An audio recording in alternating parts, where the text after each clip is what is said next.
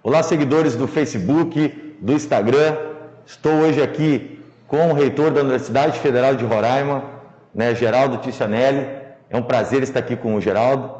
Dizer para vocês que a gente está mantendo a distância aqui. Vamos retirar a máscara aqui para ficar melhor a questão da nossa conversa aqui. Um bate-papo federal, então, com o deputado Nicoletti.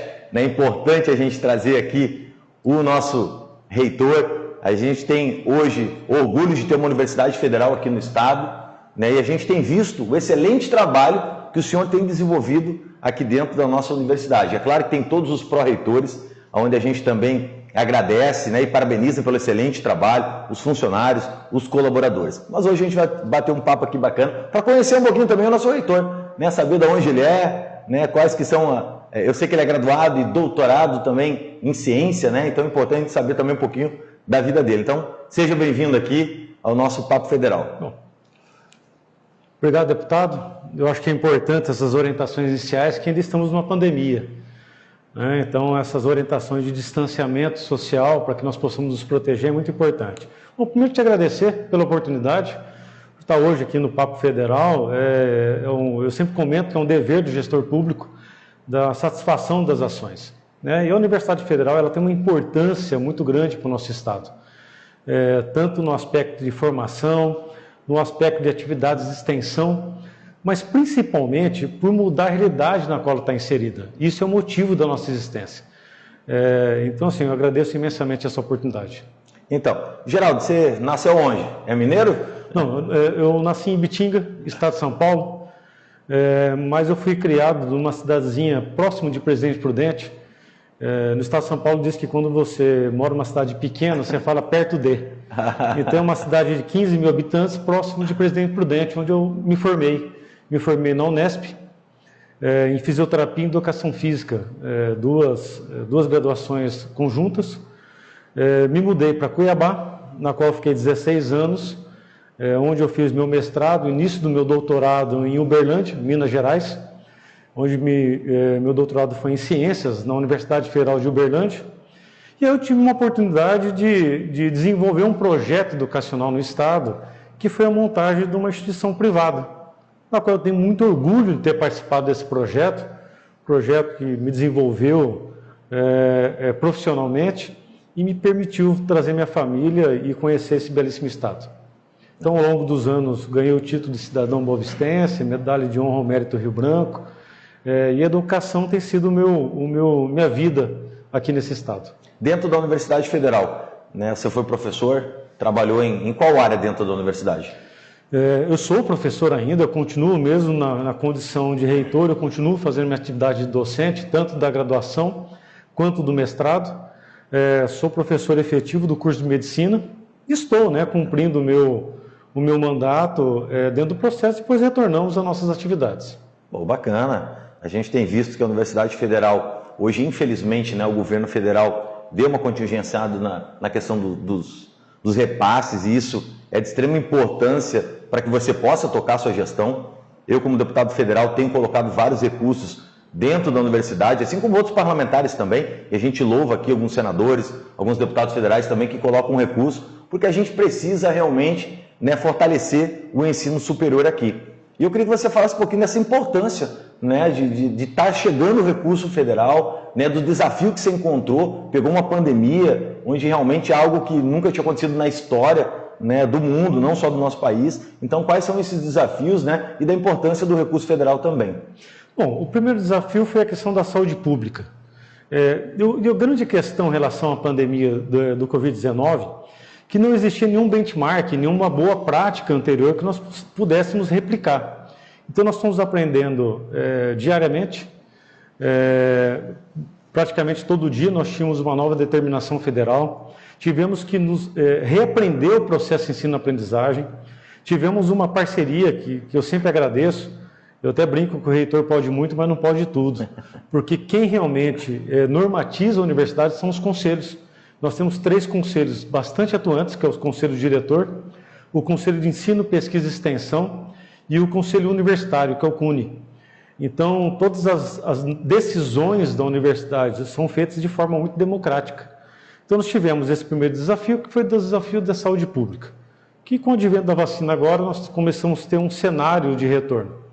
Outro fator que é a questão orçamentária, que foi muito bem colocado. Para que as pessoas tenham uma ideia do impacto para a nossa universidade, em 2014, a receita discricionária, aquela que nós utilizamos para pagar as contas da universidade, para fazer ela funcionar, retirando as obrigatórias, que é a questão do salário, do pagamento do pessoal. Era de 101 milhões. Hoje nós trabalhamos com 27 milhões. Entretanto, a universidade cresceu em infraestrutura, consequentemente, segurança, limpeza, manutenção predial, conta de luz, conta de água, que a universidade ela paga essas contas. É uma pequena cidade, sim, que envolve hoje, direto e indiretamente, umas 10 mil pessoas. Tem campus, né, também. Então, assim, o impacto orçamental hoje é muito sério, que está afetando fortemente as outras universidades. Por que a nossa ainda não apresentou nenhuma restrição de funcionamento? Porque como nós iniciamos o planejamento de 2021, desde setembro do ano passado, já analisando todos os possíveis cenários orçamentários, então nós empenhamos contratos antecipadamente e o planejamento 21 foi feito com muito controle. Então, a Universidade Federal de Roraima está conseguindo realizar as atividades, aumentamos o número de bolsas de assistência estudantil, situação que as outras já começaram a cortar, mas isso é feito com muito planejamento. Mas o que é importante? O investimento em educação. Andifes, que é a Associação Nacional dos Reitores, ela publicou em 2019 o perfil socioeconômico dos estudantes das universidades públicas brasileiras.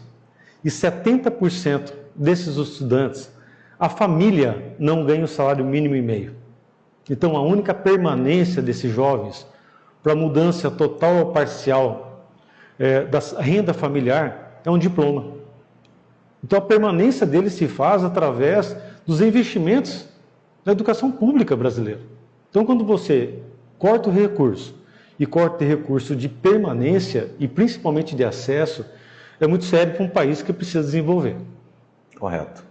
Então, é importante a gente ver aqui esse planejamento que aconteceu na gestão. Então, aqui, pró-reitores ali se reuniram com o nosso reitor, fizeram esse planejamento, apesar desse contingenciamento, e foi um contingenciamento duro, a gente sabe, né? O governo federal restringiu aí cerca de 30% do que era repassado. Então fica difícil para a universidade, porque nós temos essas despesas correntes que todo mês chega lá para ser pago. A conta de energia é uma conta milionária praticamente, o consumo é alto, e a gente vê que realmente, além desses custos, tem a questão de poder manuter os prédios, porque a estrutura da universidade hoje ela cresceu demais, né? Muitas vezes o parlamentar gosta de fazer obras, né, dentro da universidade e acaba que coloca vários blocos. Mas a gente tem que pensar depois que vai ter que ter o quê? A manutenção desses prédios também. E aí entra a vez do parlamentar federal, de colocar recurso. E isso é importante. A gente está aqui para poder ajudar a universidade, né? A gente tem colocado agora um recurso bacana que foi na revitalização do restaurante universitário. Até gostaria que o senhor falasse um pouquinho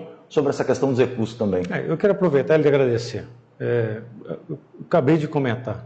Um país sério se faz com uma educação de qualidade. Para isso precisamos de parceiros. E o senhor tem sido um grande parceiro da universidade. Já nos proporcionou um auxílio significativo na questão da revitalização do restaurante universitário, onde nós colocamos um piso de alta resistência, forro, limpeza, escoamento, jogos do banheiro, que foram todos revitalizados. E agora, né, um apoio importante é a questão da energia elétrica. Nosso contrato de energia elétrica é da ordem de 5 milhões. É um valor alto pelo tamanho da nossa universidade e pelo recurso que nós temos. Então, nós apresentamos um projeto no passado que é a implantação da nossa usina fotovoltaica. Além de uma responsabilidade social, que é investir em energias renováveis. Então, o senhor nos concedeu 2 milhões, que esse projeto já está sendo implementado. Acreditamos na permanência para a nossa missão, que é o ensino, a pesquisa, a extensão e a internacionalização. Então, em nome da comunidade acadêmica, quero lhe adiantar. Eu sei que não foi só isso, eu sei que o senhor tem ajudado mais, nos ajudou aí com incentivo ao nosso doutorado do Direito, que era uma demanda de mais de 14 anos do curso de Direito. Então, através da sua emenda, que nós conseguimos transformar isso em realidade. Então, mais uma vez, obrigado e, obviamente, esperamos continuar Com a parceria, né? Bom, mas assim, eu digo aqui de público, né, que a gente confia muito no seu trabalho. Hoje o parlamentar, eu faço meu mandato inspirado nisso. É olhar o gestor que está lá para mim poder colocar o recurso e confiar que o recurso vai ser executado da maneira transparente, né, de uma maneira realmente ali que possa chegar na ponta que é para a população, e no caso aqui dos acadêmicos. Então a gente tem confiado na Universidade Federal, na sua gestão, na gestão dos pró-reitores. Por isso que a gente está ali sempre colocando um recurso. Para quem não sabe, eu fui acadêmico do curso de Direito, me formei em 2011, passei alguns aninhos ali até me formar, que eu estava no Exército Brasileiro, mas assim, hoje eu tenho esse reconhecimento por essa instituição, né, e a gente tem esse zelo pelo patrimônio público também. O que o senhor tem hoje, né, para apresentar para a gente com relação a essa pandemia, né? Como ficou as aulas? As aulas ficaram paradas, né? O curso de medicina, né? Como é que está se desenvolvendo? Eu sei que é um curso que tem hoje assim algo que a gente vê várias universidades, né? Até falando muito bem sobre o curso de medicina aqui do nosso estado. Se eu pudesse falar um pouquinho também sobre essas atividades na pandemia, se pararam, não pararam, né? O que o senhor espera implantar de novo, né, nessa gestão da universidade? Bom, como eu falei anteriormente, no primeiro momento, nós fomos entender a questão epidemiológica. Ficamos de 3 a 4 meses com as aulas suspensas, criamos várias comissões temáticas no âmbito do CEP, para que pudéssemos discutir todos os cenários. Cenário tecnológico, cenário de saúde, cenário de projeto pedagógico, de calendário acadêmico. Então, ano passado nós aprovamos o ERE, né, que é um calendário especial. Nós não transformamos o nosso curso em EAD. Nós fizemos uma interação do processo ensino metodológico que pode ser de forma assíncrona ou síncrona, ou seja, ao vivo ou gravado. Ou seja, entendemos as diferentes formas dos diferentes cursos que nós temos. Então, inicialmente, nós iniciamos apenas as aulas remotas, as interações com diferentes possibilidades. E esse ano, já com a possibilidade de um cenário de vacinação e com uma diminuição do cenário epidemiológico, nós aprovamos recentemente a liberação das aulas práticas e dos estágios e aula de campo. Os cursos de saúde, eles já tiveram uma normatização diferente, porque o governo federal já liberou com que os cursos de saúde, enfermagem, medicina, odonto, fisioterapia, farmácia, já também servissem de uma força-tarefa que auxiliasse as unidades hospitalares no combate à Covid-19. Então, os cursos de saúde rodaram um pouco diferente. Mas, então, nesse semestre que vem, nós estaremos liberando as aulas práticas, cumprindo todas as regras de biossegurança, e para o próximo ano, obviamente, praticamente todos já fizeram a primeira dose da vacina, possivelmente em setembro teremos a segunda dose.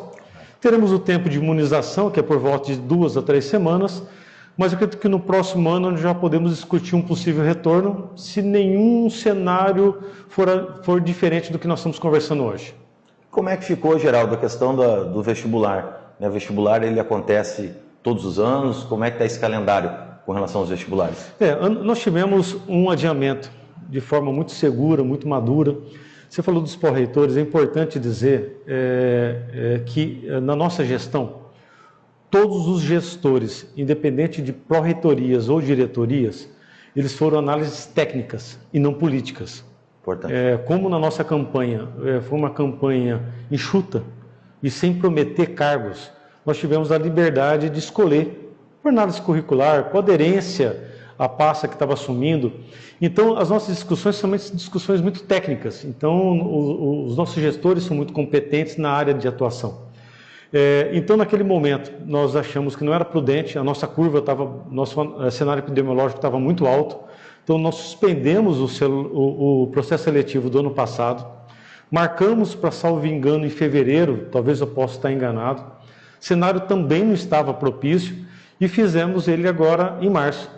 Então, publicamos os resultados, ainda está na fase de análise documental, análise de identificação, isso é extremamente importante, porque algumas pessoas que foram aprovadas, no que nós liberamos foi uma aprovação preliminar. Entendi. Então, ainda faremos análise daqueles que se autodeclararam deficientes, que vão passar por uma junta médica, e aqueles que se enquadraram em alguma política de inclusão, que passarão agora para a avaliação da comissão de heteroidentificação. Então, a universidade ela trabalha com transparência, né? E essa transparência é importante que todos entendam. Não é discricionário ao reitor, isso são comissões que têm total autonomia dentro da sua área de formação, que são antropólogos, biólogos, para que possa fazer essa seleção de forma bastante isenta do processo de deferimento ou indeferimento. Ah, bacana. E hoje, o que o senhor vê como o maior desafio, né, na questão ali de estrutura, né, os campos que o senhor tem aqui? Se eu pudesse falar um pouquinho também sobre esses desafios de manter, né, essa estrutura grandiosa que hoje tem dentro da universidade, falar um pouquinho das extensões, onde é que tem campos aqui no estado. Tem muita gente que não conhece. Muita gente chega aqui no estado, acaba que, no máximo, ele passa ali no meio da universidade, dá uma olhadinha para os dois lados e não tem noção da quantidade de alunos, né, se tem campus fora aqui de Boa Vista, se não tem, quais cursos que tem. Se eu pudesse dar uma passadinha bem rápida aqui, para o pessoal que está nos acompanhando aqui poder entender um pouquinho também essa amplitude, né, da Universidade Federal de Roraima. Isso é importante. Muitos acham que a universidade compreende apenas ao campus Paricarana. Nós temos 3 campos, o Caomé e o Murupu. O Caomé compreende agronomia, medicina veterinária e zootecnia, e o campus Murupu, ele tem a escola agrotécnica, que é importante ser dita, que é a primeira, ou talvez a única, escola agrotécnica inserida numa área de assentamento. Então, ela tem uma atividade social muito grande e também compreende o curso de agroecologia. E esses campos têm características diferentes, né? No Caomé, por exemplo, nós vamos inaugurar a extensão da clínica veterinária, permitindo análise patológica, cirurgia de grandes animais.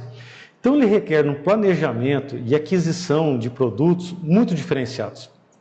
Agora, em setembro, nós vamos inaugurar a nossa policlínica, que era um sonho de mais de 20 anos da universidade. A policlínica contará com pelo menos 18 consultórios, sala de vacinação, curativo, que inicialmente vamos iniciar com atendimento à nossa comunidade, mas servirá também para a comunidade externa. Então vai virar uma unidade de saúde. Bacana. Os nossos residentes, eles não fazem ambulatório, eles fazem hospital.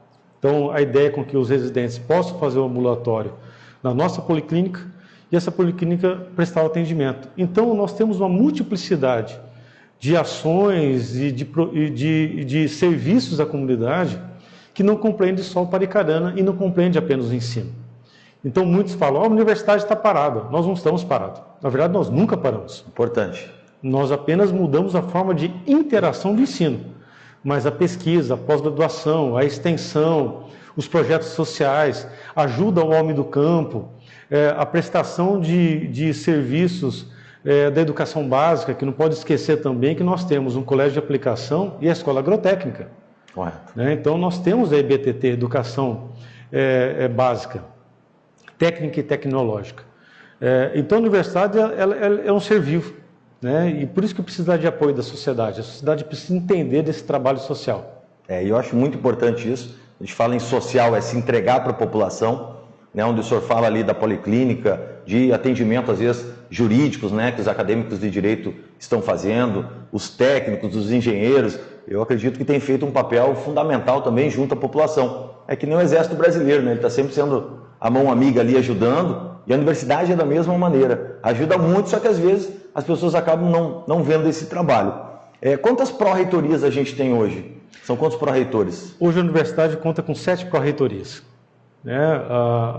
Das áreas fins, que é a pró-reitoria de assistência estudantil e extensão, que é a PRAE, a pró-reitoria de ensino e graduação, que trata das atividades do ensino, e aí também atinge o EBTT, que é Educação Básica, de pesquisa e pós-graduação, que atinge tanto a área de pesquisa quanto os cursos de pós-graduações, e as áreas meios, que é planejamento, infraestrutura, o administrativo. Então, essas áreas, eles têm que, obviamente, suprir de pessoas capacitadas para que dê conta de toda essa demanda. E a legislação tem mudado muito, né? Muito do que foi feito há uns 5 anos atrás, lembrando que a governança pública ela é recente. ela é de 2017. Então, as práticas de gestão pública e boa governança, que hoje é uma exigência do serviço público, ainda está em processo de adequação. E a universidade tem vindo a passos largos. Hoje nós temos compras compartilhadas de bons olhos, justamente com a Polícia Federal e a Polícia Rodoviária Federal. Nós temos uma série de adequações de políticas internas, como comitês de governança, que é uma prática e uma exigência do TCU. Isso nos levou, deputado, a subir no ranking do CGU de Transparência Pública. Ele avalia 304 setores da administração pública, não só universidades. E ano passado, nossa colocação era 206. Em um ano, nós chegamos a primeiro lugar do país, empatado justamente com a CGU. Parabéns aí, eu até fiz uma menção nas minhas redes sociais, parabenizando aí toda a gestão aí do Geraldo, né? A nossa, né? É um marco, né, com os pró-reitores aí dessa administração, que demonstra, né, capacidade, qualificação, né, de realmente ter esse comprometimento com a coisa pública, que hoje, infelizmente, né, reitor, a gente vê que alguns gestores não tratam, né, como sendo coisa pública, acho que é particular e pode ser feito de qualquer maneira. E não é assim. É difícil, os desafios são enormes. Para chegar num ranking de transparência em primeiro lugar, não é fácil, né? Então, parabéns aí. E a gente sabe da dificuldade hoje que é trabalhar com a coisa pública, né, reitor? Isso não é fácil. Eu costumo falar que não é um trabalho de uma pessoa. É um trabalho de um grupo. É um trabalho de várias mãos. Não é um trabalho de apontar o dedo, é um trabalho de dar as mãos. Então, eu sempre comento que nós somos a UFRR. Nesse momento, nós estamos na reitoria, mas o nosso tempo é curto. Então, que outros também venham e adotem essas boas práticas. Então, se nós nos unirmos, quem ganha é a população. E tratar a coisa pública é uma situação muito séria, né? É o recurso público daquele que paga imposto. As pessoas falam, é gratuito, mas alguém está pagando. Então, nós precisamos ter essa responsabilidade de quem entra, de quem sai. De quem sai também é importante, porque ele vai para o mercado de trabalho, então ele tem que estar capacitado para colocar as suas boas práticas, né, justamente para mudar essa realidade que nós conhecemos hoje. E, deputado, vou lhe dizer um negócio, esse pouco tempo de trabalho que nós estamos exercendo, a universidade já está tendo resultados nacionais. Nós aumentamos nosso índice geral de curso, a nossa universidade desde 2007, já tinha um conceito 3, num total de 1 a 5. E hoje nós atingimos o conceito 4. Só para ter uma ideia o que é o conceito 4, apenas 8% de todas as instituições públicas do país, públicas e privadas do país, estão no grupo seleto de IGC4. Então, nossa universidade de 31 anos, no extremo do país, conseguir chegar a esse grupo seleto, é um trabalho coletivo muito sério de todas as instâncias. E, recentemente, vou até passar em primeira mão, espero que isso possa prosperar, nós temos uma associação que é a Andifes, que é a Associação Nacional dos Dirigentes das Universidades Federais. E teremos um processo eleitoral no próximo mês, né, que esse grupo gestor termina agora. E o grupo gestor que entra são 5 reitores. E a nossa universidade nunca fez parte desse grupo reitor, porque, obviamente, ele gira em torno dessas grandes universidades, como a UNB, o FRJ, o FPA. E, pela primeira vez, nós somos convidados oficialmente a fazer parte desse novo grupo gestor. Ou seja, conseguir representar 69 universidades, porque é através da Andifes, que toda a matriz orçamentária é definida, as políticas públicas para as universidades são definidas, então ele direciona a política pública do ensino superior. Então, fazer parte desse processo e a Universidade Federal de Roraima poder ser lembrada, isso nos enche muito de orgulho e espero representar muito bem, não só a universidade, como todas da região norte. Parabéns aí por mais essa conquista, né? Eu acredito que por ser norte a gente sente isso, Geraldo. Eu falo até do legislativo, né? Quando você fala, sou deputado federal de Roraima, você sabe que às vezes as pessoas, de Roraima, lá só são 8, né? São Paulo tem quase 70 deputados federais, Rio Grande do Sul ali com 50 e poucos deputados. Então, quando a gente vê uma universidade federal ser lembrada, estar entre as 5 para realmente discutir essas pautas de política pública voltada à educação, isso é algo que realmente, né, deixa a gente muito satisfeito, nem honrado com isso.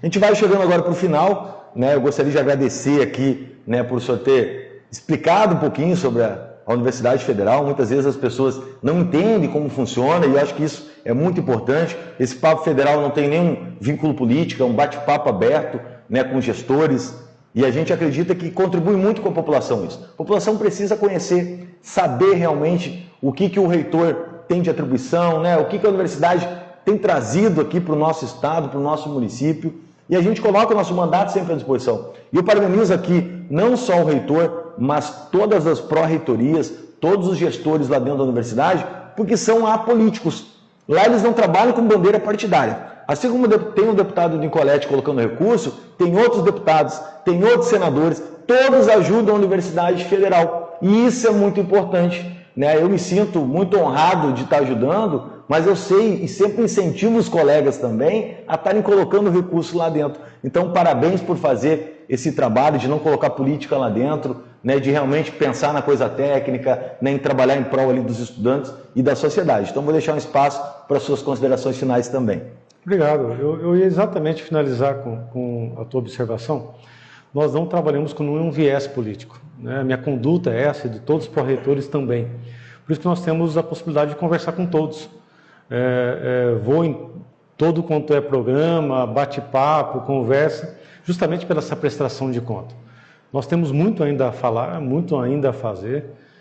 Mais uma vez, eu quero dizer que hoje eu represento um trabalho de uma comunidade e eu quero sempre agradecer a todos aqueles que possam ajudar. Então, mais uma vez, lhe agradeço muito, me coloco à disposição, através da universidade, para aquilo que for necessário. A universidade, ela deve, sempre estará de portas abertas e que a sociedade entenda e compreenda e nos apoie nessas nossas ações. Então, muito obrigado pelo espaço. Beleza. Então, pessoal, mais uma vez o Papo Federal com o Nicolete aqui. Agradeço a todos vocês e até o próximo encontro.